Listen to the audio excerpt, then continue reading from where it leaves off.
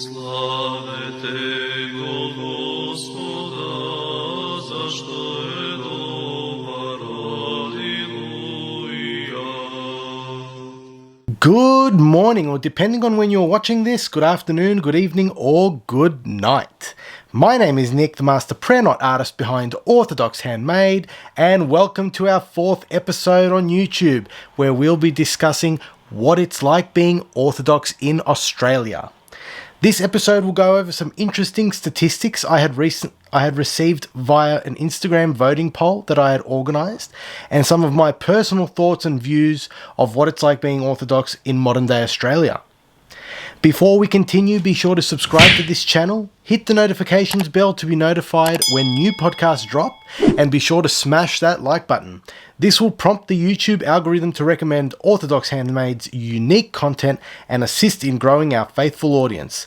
In addition to that, I would like to say a massive thank you to the 100 plus faithful who've already subscribed to our channel. Now, as stated, I hosted an Instagram poll this week and invited my followers to take part and share their answers to some interesting questions. The average number of voters was just shy of 100, so let's get straight into it. Question number 1. As an Australian citizen, are you proud of your Orthodox faith? An expected majority of 80% answered yes, 7% said sometimes, 4% said no, and 9% of the people stated that they were not Orthodox. Question number 2. How often do you go to Orthodox church in Australia? Just under half of the participants attend church every single Sunday, as well as important calendar days. Coming in second, 26% of Orthodox Christians attended church for Easter and Christmas only. 22% wished that they had more time to go, whilst 6% revealed that they actually do not attend church at all.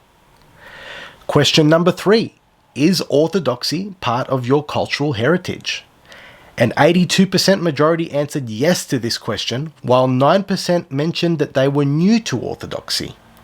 2% of respondents affirmed that they keep faith and culture separate, whilst the remaining 7% were unsure on how to best answer this question. Question number 4. Do you segregate Orthodox based on their ethnicities?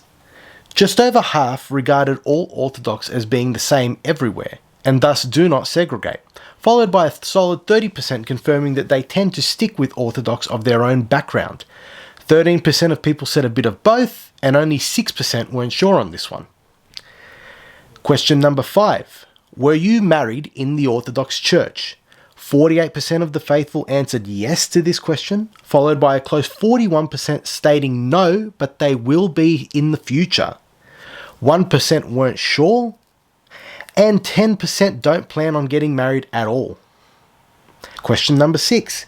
Do you feel that you need to hide your faith ever? An overwhelming 72% of Orthodox Christians affirm that they are outspoken followers of Christ, whereas 23% of them mention that they sometimes hide their religious beliefs. 3% shared that they always did so, and 2% weren't sure. Question number 7.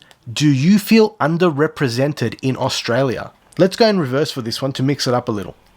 6% stated sometimes, 14% said not sure, 15% said affirm no, whilst the vast majority of 65% of the participants felt that they were in fact underrepresented in this country.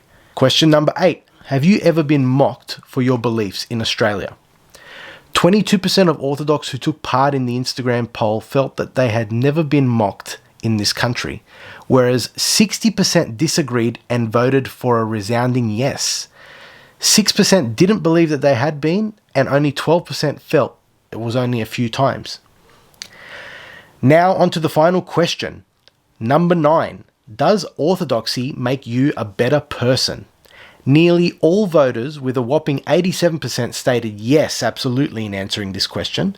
9% said no, not necessarily, with the remaining 3% choosing sometimes or not sure to sum up this questionnaire.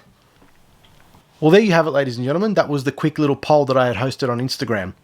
I like hosting such questionnaires on a regular basis in an endeavour to get to know my audience more so. Now, for me, many of the answers weren't surprising, and you can analyse and make from them what you will, but for argument's sake, Let's delve into question 4, where followers were asked if they segregate Orthodox based on their ethnicities. Now, more than half of the nearly 100 participants regarded all Orthodox as being the same everywhere, and thus didn't segregate, followed by a solid 30% confirming that they tend to stick with Orthodox Christians of their own background. This is not surprising to me at all, especially on the east coast of New South Wales, Australia, where many foreigners came for work and for a better life many years ago. They often participated in community initiations of building their own churches. This is the case of Syrians, Macedonians, Bulgarians, Greeks, Serbians, Russians, Romanians, as well as other, mainly European ethnicities as well. With English being a second language, they would most often stick with their own kind for community, cultural, and religious events, thus growing their network amongst their own ethnicities. This isn't to say that first, second, and especially third generations born in Australia don't associate with other Orthodox Christians of different backgrounds. They most certainly do, and most find sincere common ground amongst each other and have established true friendships rather than waste time bickering over politics, for instance. But again, this poll was just a small reflection of a limited number of followers' thoughts on a small number of questions, so take from it what you will with a grain of salt. Now, let me give you a quick insight as to what it's like being Orthodox in Australia. To sum up, for me, it's totally fine, and it has always been totally fine. I personally have never found myself in a situation where I've been mocked, and certainly never persecuted for being an Orthodox Christian in Australia. Where I am from in the state of New South Wales, there are many, many Orthodox Christians who, as their grandparents and great-grandparents who came to this country did, still embrace Orthodox traditions. Many of them do attend church every Sunday, and I firmly believe that if it not for work commitments, a lot of others would also like to attend church weekly, but it's not the case for all, unfortunately. Obviously, Easter has always been a massive day to attend Orthodox church, and an occasion that attracts the most attendance. Even recounting my earliest memories, I was always enthralled when seeing the meticulously decorated bier that the epitaph is placed on, adorned with thousands upon thousands of flowers, usually brought in by elderly ladies of the church. On Holy Friday, the faithful would follow the epitaph in a candlelit procession through the streets surrounding the church. Police would block the streets so the faithful, rugged up in long coats and scarves, could walk 3 laps, where we would end up back at the entrance of the church. The decorated bier would be placed within the church foyer, with the lovely smell of the flowers filling the church, and the faithful would then be invited to come up, place some money on the bier, take a few flowers for home, and then walk under the bier, emerging on the other side, where they would cross themselves 3 times. The Holy Saturday service is slightly similar, however. As people arrive to church at approximately 10 p.m, there is always significantly less faithful there that late. Obviously, those with young ones don't wish to take them out that late because it does get quite cold. But once again, there is a candlelit procession, this time only around the church itself, not the streets surrounding it, as the time nears midnight. Just before the clock strikes 12, the faithful are gathered outside listening to the priest as he speaks about the paramount importance of this day and reminds everyone why they are truly here.